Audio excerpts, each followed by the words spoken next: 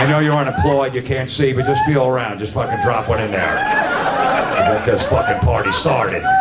Someone in that audience is really loving this shit. Like they are just getting destroyed. Yeah, the lady like can't breathe. Like, I don't know if she's getting enough oxygen between fucking laughs there. Like, it's the Stand-Up Teardown, conducting comedy autopsies. The Stand-Up Teardown now.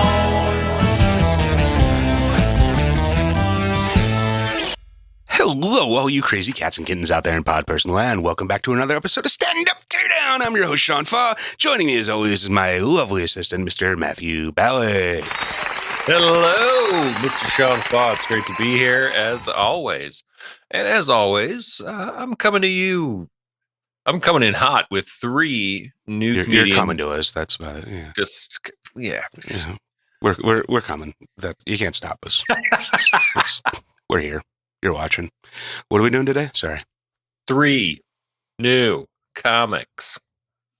There it is. Yeah. Still got it. Same thing we do every night, Pinky. And these are all very new specials. And some of these comedians, I've heard their names before. Maybe one I've not at all. But yeah, this should be a fun mix tonight. I'm excited about it. First one we're jumping into is a comedian. Does this name ring a bell? Gary Owen. I know Gary Oldman.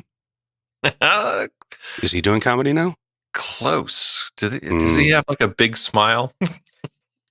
No, I know what you're talking about. I'd be afraid to see him smile. I'm thinking Gary Busey. Oh, yeah. No, that's a totally different guy. Different Garys. Yeah. This We're is running out of Gary. Garys, apparently. Did you hear that? Did you see that? Did you hear about this? Did you see this? No, do tell. Apparently, I just saw some stupid blurb. Oh, my God. I don't even know why I'm going into this. It doesn't matter. Apparently, the name Gary has just run out of popularity because it's not a real name, and it was just because of Gary. Gary.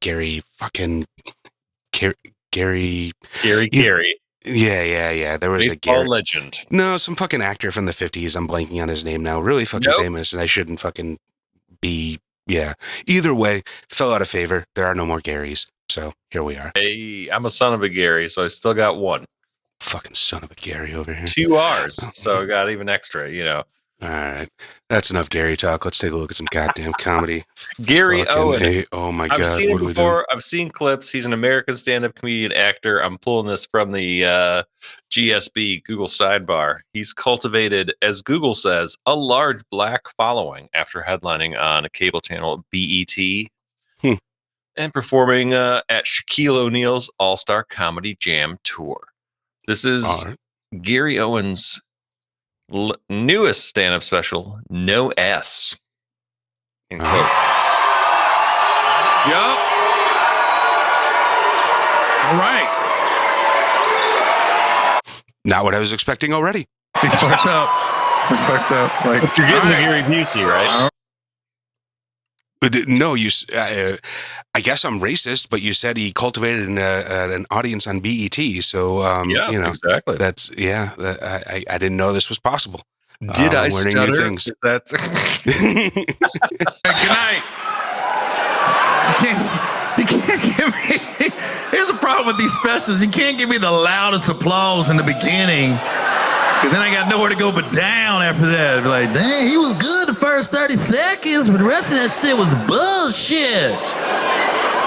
So I'm actually very glad I chose this area to do my special, because one, it's diverse, and then there's no reason not to be here on time, because you do have BART, and you could drive here also. I don't take the BART anymore because I'm sorry, what was that? Should we play Name That Area? Oh, Jesus. Yeah, I mean, Bart, I should know that. Dang it, that's a public transport. It's got to have B in it. well, that's, San Francisco, isn't it? Ding, ding, ding. I don't slept know. on it one time and woke up in Richmond. I didn't know. I woke up. I was like, where am I at? And there were like 5 brothers standing outside. Come here, man. I was like, the dude was like, this is the last stop. I said, well, I'm going home with you. Shoot. the best part about my job, though, is like we get to travel everywhere, you know. And even when I leave the country, it always fucks in my head when I leave the country because I forget not everybody speaks English. And I also forget it's my job to learn the language of the country I'm going to. Because I remember like about 10 years ago, I went to Japan. Never been to Japan before. I get there before all the other comedians, so I'm by myself like the first day. So I'm walking around Tokyo, and I walk into this restaurant, and I sit down, and I look at the menu, and it's not translated, and then nobody in the restaurant spoke English, and I swear to God, menu didn't have no pictures. And I look at this menu. Yeah, like, so far we don't really have many jokes. It's just, a lot of like, character introduction, but he does pronounce things funnily. Strong personality, and he's a funny way of speaking, and it's engaging. I mean, like, I don't know how much an accent qualifies for comedy, but like, I don't know. It's not bad so far. It's just missing 15 something. minutes. Not heavy hitting yet. Yeah, I feel like he's just kind of yelling at me. I don't know, like, something weird, something off about it. Somehow, I was gonna magically learn Japanese. And then the waiter came over, he started talking to me. He don't speak English, I don't speak Japanese. We get nowhere fast. I don't know why the fuck I went to Spanish, thinking that was gonna help the situation in Japan. But I started speaking Spanish in a Japanese accent. I go, oh, so gracias. That was almost a Hedberg cadence there. But Yeah, like, a little bit. yelled again. Like, if Hedberg was on a lot of cocaine, I don't know. I've done that before, but like defaulted to Spanish. Like maybe that's a common denominator language. Like when speaking with someone where they don't speak your language and you don't speak theirs. I mean, I live in LA, so it's like, more common language than English. I'm saying like traveling abroad, where it's just like maybe Spanish is like, are we getting close? But I mean, Gracias. the thing is, it like, made me laugh just for the recognition of it, because sure. Well, I mean, you're going to try whatever language you have and try and find some sort of commonality. Exactly, It is just kind of like Americans are weird because we don't really have many other countries that we have to deal with. So like Europeans are a lot more intermingled. So they have like reasons to know other languages. Whereas, we might know Spanish and that's about it. But at least like they got Spain over there. So they should have some reference to Spanish. It's not like we're, I don't know. No, oh no. I just gave up. Adios. Flying's interesting too. Like comedians, we fly more than flight attendants. The thing about flying as a comedian is like most comedians, the first few years of your career, you fly coach. Like I remember the first 10 years of my career, I was coach. But then you fly so.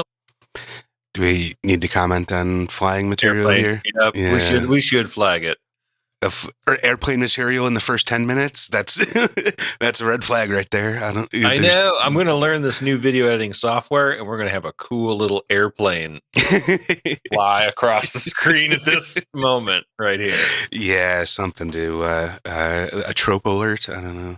On like American, United, Delta, they'll start upgrading you. And it's weird mentally to make that transition from coach to first, especially when you're not paying for first. Because then you get to the airport, you feel like you're cutting because you're boarding first. Then they see you in the front of the plane. I wish first class in the back of the plane. I don't like it in the front because you got to sit there and everybody got to walk by you. And you don't want to make eye contact with anybody because you don't want the people walking by you. You don't want them to think that you think you're better than them. Because we all judge people. Because I'll tell you this, if I'm in first. Cadence is so bouncy. Yeah. There's just like, I'm vibing along with it, but I'm also kind of losing what are we talking about again? Yeah, exactly. That's the thing. Like I get lost in the patter of his language and I have no idea what he's talking. I know he's talking about airplanes and like people. I have no idea what's going on though. Like, yeah. I'm totally lost. Like, I don't know where we're coming back in here. Yeah. I see a dude get on the plane with a Gucci backpack, Louis Vuitton belt, Prada sunglasses, diamond chain, and the motherfucker's in 3060.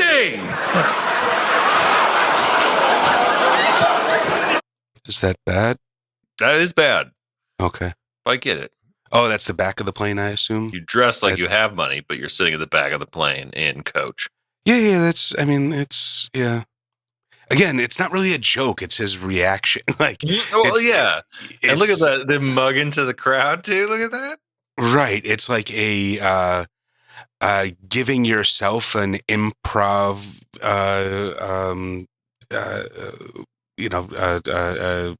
tip off or suggestion.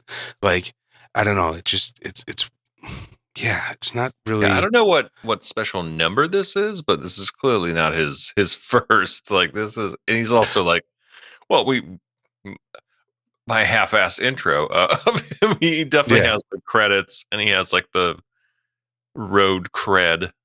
That's the thing. I mean, it's so obvious. He has, stage time. He's got presence. He's got that confidence, and like he's owning the stage. Everything that we always talk about. Like he's doing all the things. I just don't know what's going on. Like there's something just off about it. Like it has all of the mathematical elements of comedy, but it's not really adding up to anything that's hitting, it's that again, it's that like the vibe comedy, the fucking, it's all about sort of riling up the crowd and kind of like, he'd be great as divide or divibe.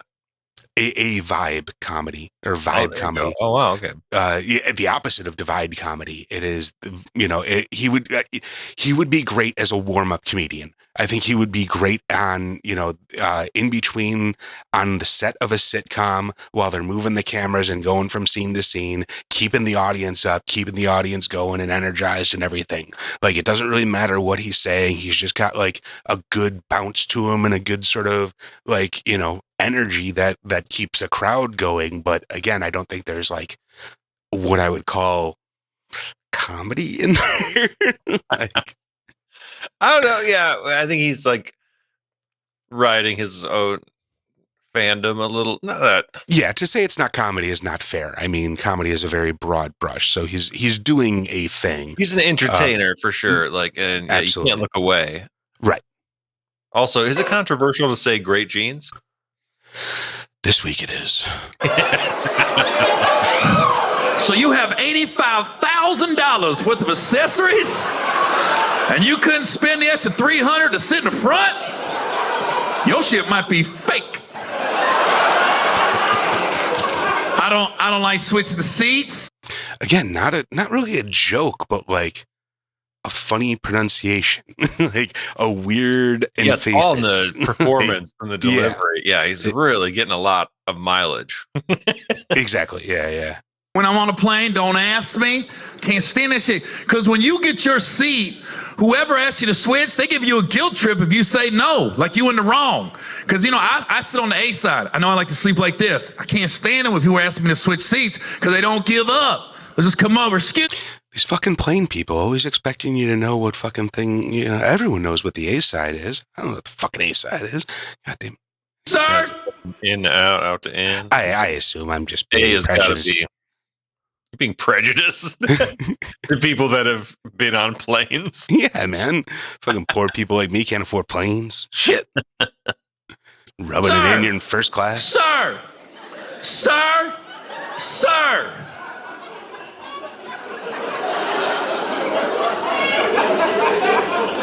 You mind switching seats so I can sit next to my husband? He'll be all right. Please, sir, please. Fuck, how long you been married? We've been together 30 years. So you've been with this motherfucker for 30 years and you can't be away from him for 4 hours? You talking the wrong motherfucker about marriage right now. Let me tell you about my motherfucking marriage real quick. Not the fuck about. That was like a Boomhauer trail off there. Good call. Yeah. Speaking of which, Return of King of the Hill. Decent. That's weirdly relevant switched voices during this recording. Yeah, indeed. You mentioned it takes some getting used to. Yeah. The writing's still there, so it's still a solid show. But yeah, we don't talk TV here. We talk comedy. Yeah, Comedians. big fan of Mike yeah. Judge. I feel like this guy could be a character in like a Mike Judge Yeah, like property of some sort. yeah. That's kind of like the sort of thing of Mike Judge is like all of his characters are very well defined individual people, and this guy is like already come out of guns a-blazing, and like we know who he is. There's no question what he's about or what he's doing. Exactly. I question what he's saying. I have no idea what he's saying, but like the vibe is clear, the energy is clear. Like he is a force to be reckoned with, whether you understand him or not. Absolutely. Yeah. So like if this is your style comedy, like this, hit that link in the description. Give him some views. Because yeah, he's definitely a solid comedian, but maybe not our vibe is like two old men. Can we like play that angle? It's not. He's old. Like it's not like he. It's not like some fucking Old, but he's way more fit, so he's allowed to be cooler. Yeah, I don't. Are you calling it? Are we moving on then? I think so. Where are we at? Like in the time frame? I feel like maybe good enough. Maybe we putzed around a bit, but like I know what we're gonna get with Gary Owen, and it's just like yeah. I think we're just gonna get more of that. Yeah, totally. Yeah, it's sort of like David Spade at the 50th SNL, where it's just like I got a feel for it. Exactly. Yeah. So next up is a comedian I've not heard of, and it would make sense because there's no right-hand sidebar on Google when I search his name. This is a New York-based stand-up comic, originally from Kentucky. I think featured on America's Funniest People on ABC, according to his website. This is Gus Tate, and a very new stand-up special called Two Wrongs. I was waiting for you to finish that, but it's just two wrongs, so fuck. Yep. Ladies and gentlemen, Gus Tate.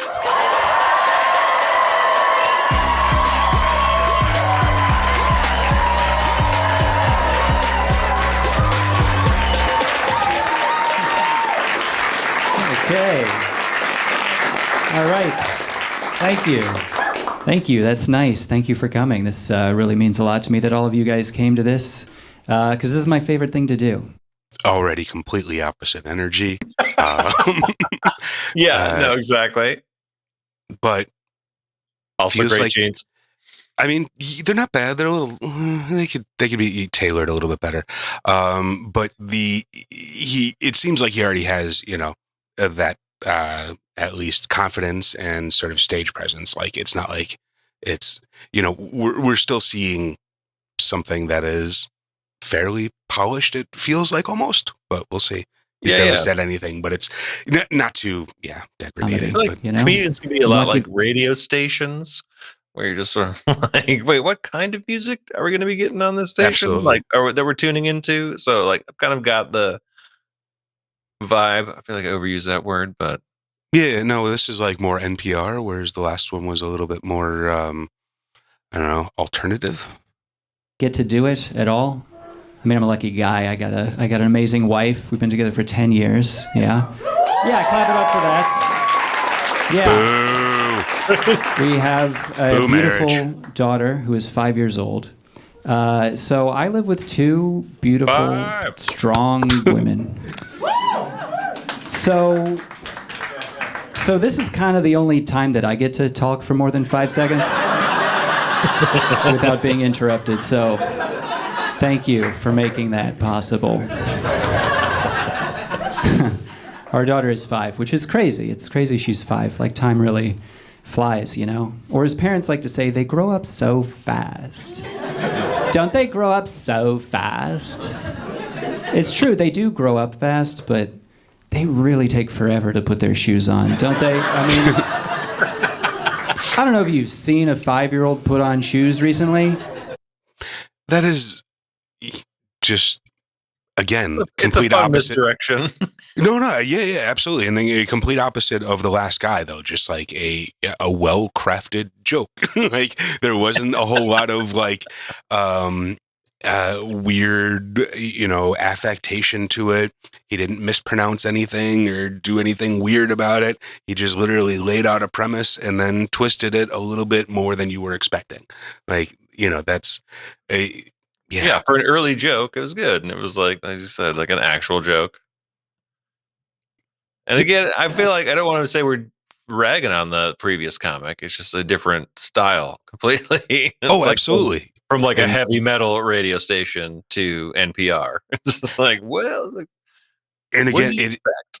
it like even the style of this show that we're doing makes it, we'll say, somewhat difficult to, really have to form an opinion. I mean, like you said, each comedian is like a new radio station. So like sometimes it does take you a little bit longer to find the groove of a specific comedian and like, actually start to jive with them. Like it is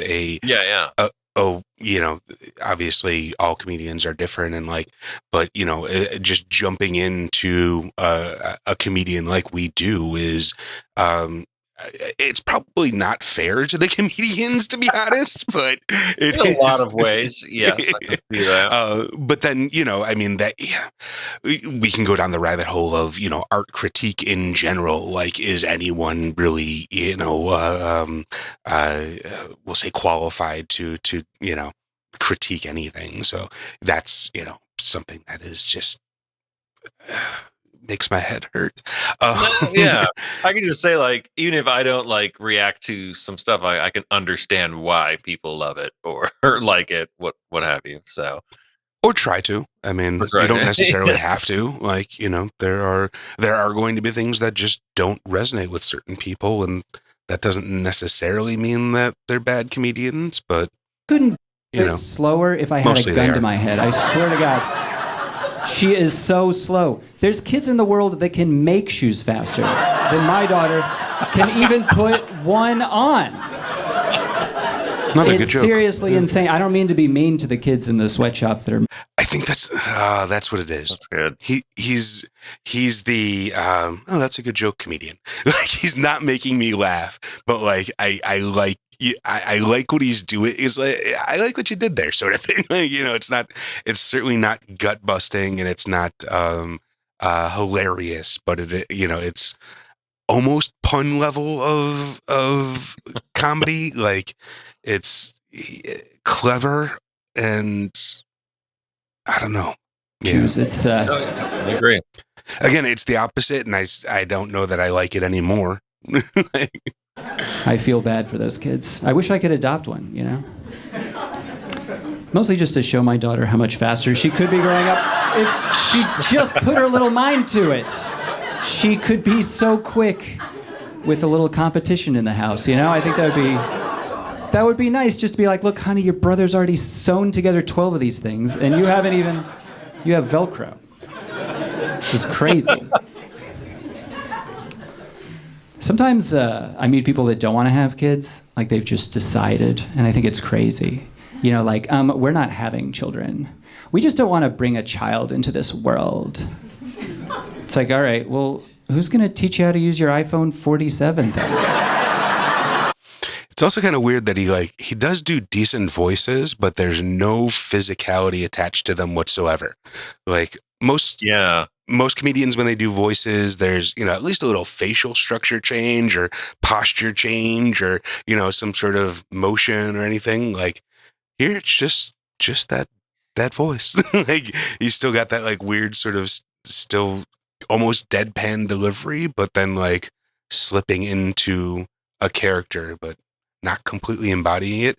Again, it's not necessarily bad. It's just kind of odd. Yeah, it's giving me more like this guy is going to get scooped up as a writer for like a Daily Show or something like that. Because he's got like a fun writing style. Well-crafted jokes, low on the charisma. Yeah, compared to previous charisma, yes. Yeah. What's your plan? You gotta have a plan for future technology.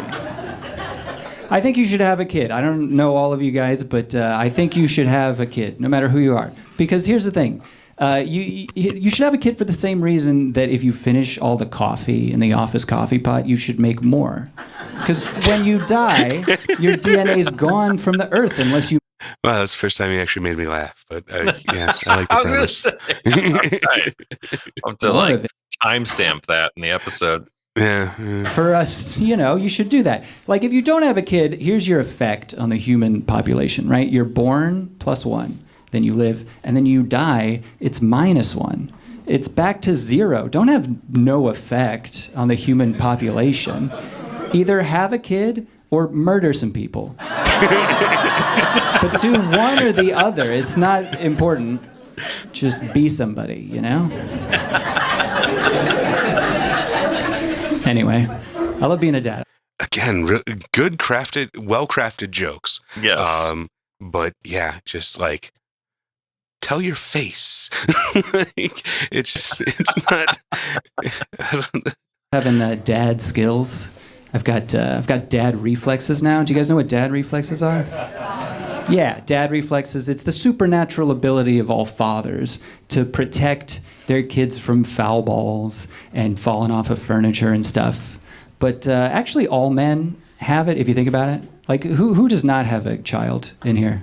You don't have a child. No. But okay. But if you were at a hockey game and a puck just came whizzing at your nutsack. You'd block it like Bruce Lee, right? You would just... Because he's already protecting his kids. They're just not outside of his body yet. yeah. That's all that dad reflexes are. They're just ball reflexes. That's how I think about it. I still think about it like that. Like, we were at my mom's house one time and my daughter was playing in the backyard. Man, I feel like that's a really good premise that like needs a little bit more work there. Yeah. Maybe it did baseball, because then it's just like it's a ball game. I mean, I like where he's going with the you're literally just protecting your balls for the rest of your life, and now your balls so are you're outside of protecting your your body. Right. So it's just It an hurts when extension your of the kids same get thing. hurt. Yeah. Right. I mean, financially too. There's a lot of like different angles that you can kind of take that, and I feel like there was, I don't know, he like almost like the premise he thought was enough, and you didn't need to mine it for the real comedy in there or something. Like, it's a funny premise, but he left a lot of meat on that bone, I think, is just my problem. Yeah, I'm usually like a pretty like friendly guy, but like for me, it's weird to say that I liked him better when he like got into the murder stuff. Exactly. He's got like more like the He's got a serial American killer face. Psycho. Yeah. So clean cut. Right. Sleeves are rolled up. He's ready to like do some damage. Right. And that cold, emotionless, like, worked for that bit. Like, his lack of charisma plays into that style, that turn. But then again, you can't keep doing that. Like, that turn is only funny a couple of times. Like, that's, going from like psycho to father. Right. Yeah. And my mom goes, "Oh, doesn't it just feel like your heart is out there running around on the outside of your body?" It's like, no, actually, it feels like my balls are running around on the outside of my body. That's what it feels like to have a kid. If you don't have a kid and you want to know what it's like, just imagine your balls. But it's just explaining the joke now. Like, that's not adding punchlines. That's just literally what we did, explaining the joke. He's doing it again. Well, I guess we did it again before he did it, but yeah, whatever. But they're beautiful. I beat him to the punch. Yeah. My balls. The most gorgeous nutsack you've ever seen. And it's like this tall. And it just runs around all day bumping into shit and just falling off of playground equipment and getting hurt. And it hurts when they get hurt, doesn't it? Doesn't it hurt when your kids can just, ooh. Ah. It's not connected. It's like a Bluetooth ball sack situation, but it's what it feels like. It's a fun premise. I like it. Yeah. I guess I spoke too soon. He did mine it a bit more, but I feel like I do feel like it could have been more powerful, reorganized a little bit. Just bringing that stuff in a little bit sooner, and like, I don't know. Maybe I'm wrong. Yeah, I'm wrong a lot, so whatever. Skills. Dad skills are changing. I follow this guy on TikTok that braids his daughter's hair, and he's on this mission to teach other girl dads how to braid girls' hair, which is a noble cause, but kind of a weird niche of men that it caters to. Because it's men that are confident enough in their masculinity that they want to braid girls' hair, but not enough that they listen to a woman teach it. Right, fellas? I mean, who wants to listen to some broad yammer on about fucking pleats and plaits? You want a guy with a cock to do that, right? I mean, yeah, sure, I could listen to one of the hundreds of women on TikTok that already teach hair braiding, but I'm not fucking gay, right? I'm not, come on. You want a guy with a football He just doesn't have the jersey, act right? out chops just yet. Like, he's Exactly. still green on that. Like, and it's no knock on him, but it's just Yeah. like, I'm not. He's just something about it didn't seem all in. Right. Yeah, exactly. Yeah.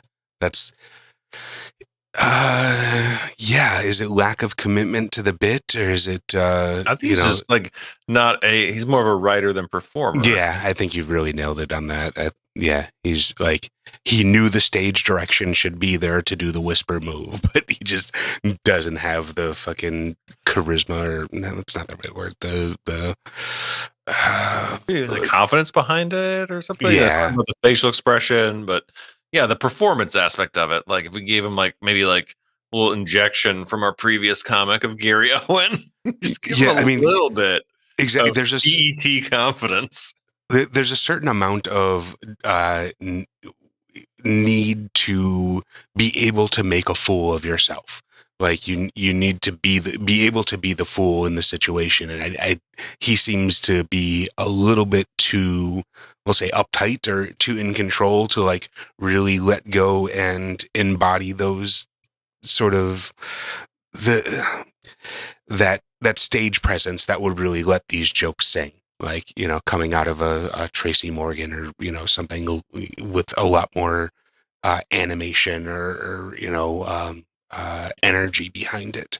Again, there are a few jokes that really worked for him, but yeah, you're definitely right. More of a writer than a stage presence. Take this strand, you fold it over, no homo, and then you take this one. That's what you want. Anyway, I was excited to be a dad, And that's the thing. He keeps retelling the joke. So he'll say, kind of give you the punchline, which isn't really a punchline, more of a make you think of the punchline yourself, and then he'll give you that same punchline almost 3 more times. Yeah, he's still on his thesis statement of "I am a dad." True. I read the books that you're supposed to read. There's all these books, like how to be a better. There's so many books about how to be a better parent, and there's not a single book about how to be a better kid. There's not. There should be at least one book just about how to be a better 5-year-old girl. Just chapter 1, sometimes. Just occasionally stop talking. Again, it's got great premises. Yeah, and he's you can see when the audience is, giving him a little bit back there. He's starting to get a little bit of that energy back from the crowd, but it is sort of this ebb and flow of he kind of needs to pick a lane. You could, he could go full Stephen Wright and just make this dry fucking deadpan delivery, and I think a lot of it would work too. But it's just kind of this middle ground of not committing to a solid character here that is going to be his comedian, Yeah. No, I agree. No, I like him. I like his writing style, and Yeah. he's only going to get better. As I mentioned at the top, he doesn't have the right hand Oh yeah, intro on so Google, so he's still early days. So definitely keep your eye and keep more eyes on this special 2 Wrongs from Gus Tate, because definitely some sharp writing, fun premises, comedian to watch, I would say. up and comer, yeah. Mhm. Who do we got up next? This is a comedian that I've heard the name, and I'm like, what is this? Like something that sounds like an Italian dish, but this is a comedian, Jim Florentine. Does that ring a bell to you at all? Oh, absolutely. Yeah. Was he Crank Yankers? He's part of the Corolla family, whatever. Yes. If this was like Family Feud, you'd get like a board turn. Ding, ding. Yeah. Best known for co-hosting That Metal Show on VH1. So that's still top dog. And voicing several characters on Crank Yankers, including Special Ed and Bobby Fletcher. Right. So yeah, this is aged 60. Is that fair to say? Are we? But this is his stand-up special. Can't please them all. Right on. The only Jim Florentine.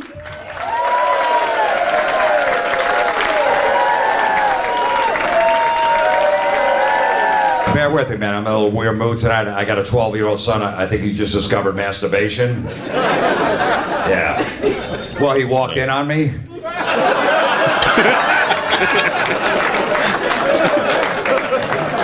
I should have ended with that one. Damn. I don't even masturbate anymore. I just did it for the joke, you know. No, there's a whole theory out there. He's got like a weird nervous energy. I've never seen him on a stage performance before. Like he's just got that like rocking back and forth thing. But like, I don't know. If it was the 80s, I'd say it was a coke hat. What's that? Yeah, he's not planting himself at all. Like, he's definitely rocking. Yeah, but I mean, it's not necessarily a bad thing. It's just, you know, an energy thing, and it works so far. And it's called semen retention.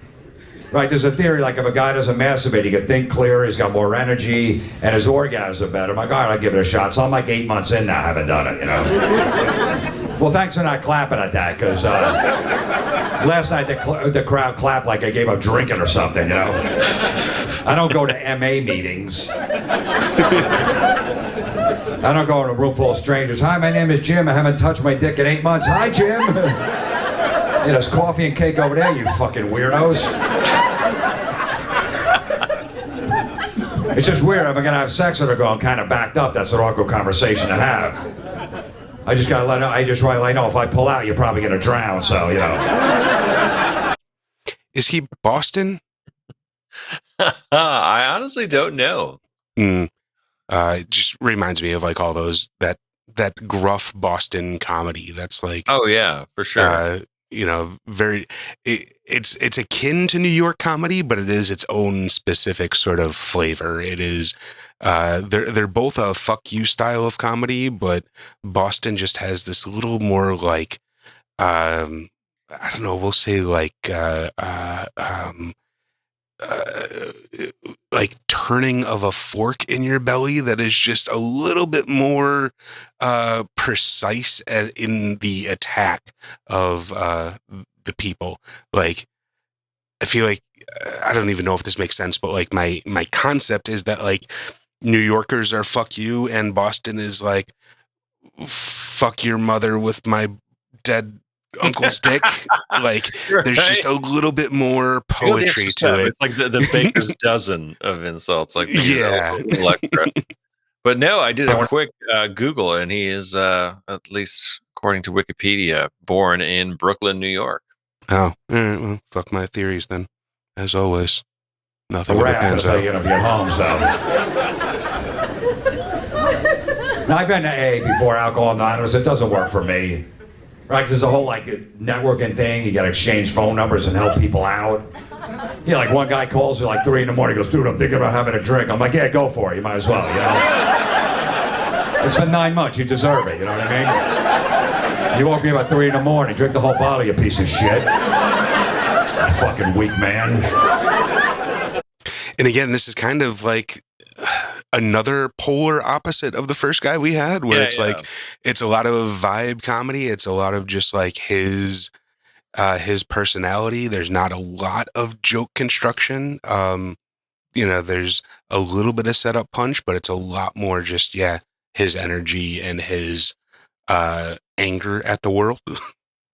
Yeah, and I don't know if it's maybe the black shirt and the facial hair config, but yeah, I was struggling to come up with like a joke for this, but like, is it Louis JF? It's just very Louis CK is what I'm trying. Yeah, I see what you're going It's for my A there. to C.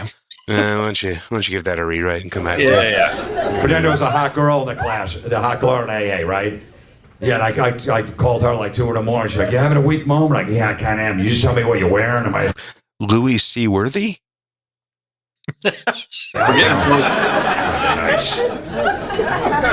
Look, I get AA helps people. You hear these horror stories, and you go, "Okay, that guy needed to quit." But some of them, I mean, come on. Like this one guy's like, "Yeah, me and my wife would get drunk every weekend. We go out, we pick up a girl, and have a threesome with her." I just got tired of that. I'm like, "That's why you gave up drinking?" I'd be serving my wife drinks in bed. I'd invite Bill Cosby over. "Hey, just fucking dose her drink, will you? I know you're unemployed, you can't see, but just feel around. Just fucking drop one in there. Get this fucking party started." Someone in that audience is really loving this shit. Like they are just getting destroyed. Yeah, the lady like can't breathe. Like, I don't know if she's getting enough oxygen between fucking laughs there. Like, might have to call a doctor for her. All right. My son's name is Luke, by the way. It's spelled L-U-K-E, the way it should be, you know. Yeah, I'm not one of these parents saying, you know, spelled it like one letter off because somehow he's going to be different. Like my friend, right? He goes, "Hey, why don't you spell Luke L-O-U-K?" I go, "Because I'm not retarded." He's like, "Well, no one's ever spelled like that." I go, "There's a reason nobody's ever spelled like that before." He's like, "Well, don't you want to be different?" I go, "Well, he's not even born yet. How do I know?" Like if he pops out, he's got like 2 heads and 1 arm. I'll go with your spelling. How about that? Actually, it looks like that. We should call him what he is, deformed, you know? No, but we'll spell it D-A, deformed, because nobody's ever spelled like that before. Yeah, now we're getting into Fun just, twist. yeah, not bad. Just like tropey territory in general. Like the well, like this felt like a sitcom conversation. Like I was just picturing Tim Allen, like in his what was that, Last Man Standing show or whatever. Oh, God, you know, just like There's some like vibes. yeah, just quasi right wing sort of Archie Bunker dad bitching in the kitchen sort of shit. Like it's fine, but it's been done 1,000 times.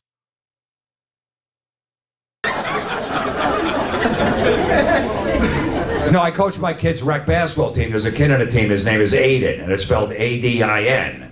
So I'm making up plays for the... I think part of the problem is that Key and Peele really just nailed the sort of name sketch joke thing. Like, it's pretty hard to... Yeah. They had, like, 2 that were fucking classic. Yeah, that's mostly about football, I would say. Like, there's definitely, like... there's even a Reddit thread called like tragedy spelled ridiculously, just on people sharing like the ridiculous baby names that they're going to consider or go with, and it's just like people just trashing them and making. Jokes. So it's a good area to mine, but yeah, I wasn't busting any guts. Yeah, and it's there's. Right, I wrote his name out and I spelled it the right. Like it's just not novel anymore. We've had these fucking weird ass names for like almost 2 generations now. Like we were the last generation of Sean, Matt, James, fucking like basic bitch names. Now like everything needs to be SEO fucking friendly. So everyone's got to have their own spelling on things, or you can't get the .com for your kid's name, and then their whole life is fucked if you can't get the .com. So, well, yeah, that's if you want to have an influencer. Well, how else are you gonna pay for fucking diapers, man? Like, fuck yeah. Put that kid on the tubes. A-I-D-N. Yeah, and the kid goes, "Coach, you spelled my name wrong." I go, "No, your fucking parents did, okay?" Get rid of him. I'll adopt you. I need a power forward in the family. I do. I coach my son's rec basketball team. It's great because I only draft kids that have hot moms. Oh, so bad. You got to see the stands that stack with MILFs. It's like the housewives in New Jersey watching the game. It's great. Like this one kid in my town, he can't even dribble a ball. I took him the #1 pick in the draft. Like he was a young Michael Jordan. My son's like, why would you take him? I go, I think he's got potential. He goes, no, he does. I go, his mom does, so he's on the team, okay? She's got 34 seasons on OnlyFans, please. We won 1 game the whole year, but I got 2 phone numbers, so I had a great season. I don't give a shit about the kids. And I guess this one mom did a Google search on me, and she went to the commissioner of the league. She goes, I don't want that guy drafting my son. He's inappropriate. I'm like, whatever. I go, give me your name, by the way. He gives me your name. I look at Instagram. I look at her picture. I'm like, yeah, I wouldn't draft the kid anyway, please. Yeah, he's got that weird preening thing too that always bugs me. That he does this thing where he kind of leans in, tells his joke, and then just kind of I'm chills giving you back a little jab. I'm gonna let you handle that for a little bit. Exactly. Yeah, I don't know. There's just something about that always it just makes it feel so inauthentic to me. It's a little thing, and it's not necessarily going to change the course of anyone's career, but to me it's just one of those things that just I guess in an era now when authenticity is king, it just kind of it screams, look, did you see what I did? You see what I did there? Sort of I don't know. I was zoning out while I was talking. Yeah. No. During his latest, string of bits here, it was just I was just zoning in my head. The latest hit to me, Will Smith's "I Love Pretty Girls." Oh, Jesus Christ! It's great. We're gonna link it in the show notes, which I'll create later.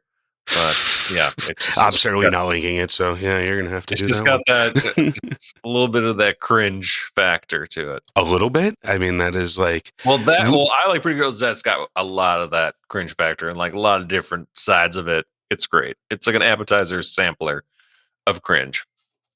Yeah, I mean, Will Smith has just become your fucking your buddy's dorky dad that thinks he's cool and still wants to hang out and I don't know. There's just something very wrong. I think he got stung by a bee that makes him do bad raps. That's my conspiracy theory, but we'll go back to what we're supposed to be talking about. Ever since Jazzy Jeff got kicked out of the house, he was going to work out. It's like the rec basketball team's connected to town, right? Because you got to be proper. I don't live in that politically correct human resources world. I just tell dirty jokes on stage all the time. Some always inappropriate. Like this one mom comes up to me. She goes, listen, what can I do? And I will do anything for my son to play more. I'm like, I can't. Oh, wow. I like that they went to the wide shot so we could see the people that we hear fighting in the fucking crowd. And it's not just us being curmudgeons. There's not a ton of laughter from the audience either, correct? Right.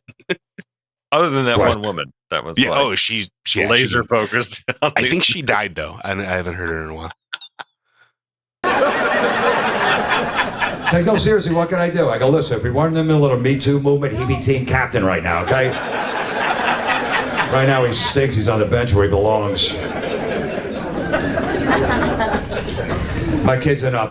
Fucking, that's also weird.